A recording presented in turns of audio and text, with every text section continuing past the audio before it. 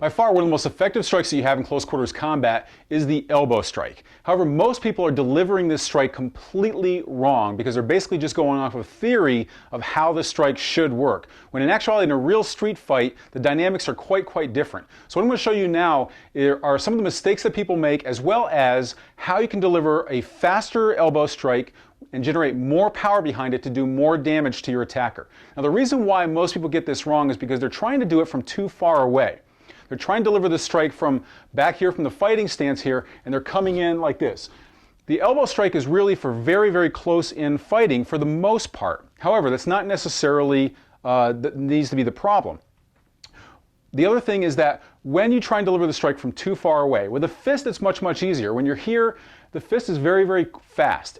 Even though it's coming farther back than your elbow is, you have more speed behind it because you're carrying a smaller projectile basically.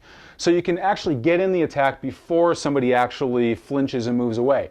With the elbow strike, your whole body is moving in.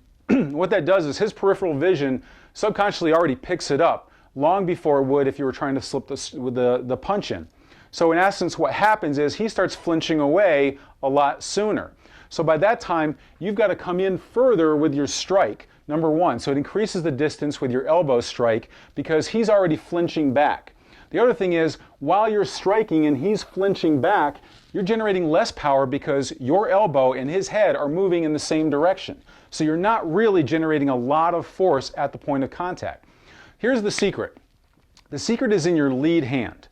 Usually you're in a fence stance, you're like this. The lead hand right here is much closer than either your back fist or your elbow. What you do is you can come up underneath his peripheral vision with the back and grab the back of his head like this. You can sneak it in there very quickly, doesn't even see it coming. It's a very short distance from here to up here. From here you grab the back of the head. Now you're going to deliver your elbow strike. And at the same time as you're delivering the elbow strike, you're taking your hand and you have control of his head. This person can be pretty strong, that's fine. If you've got your leverage and you're pulling with the back of his head, you're going to be able to really leverage his body and pull it in very easily.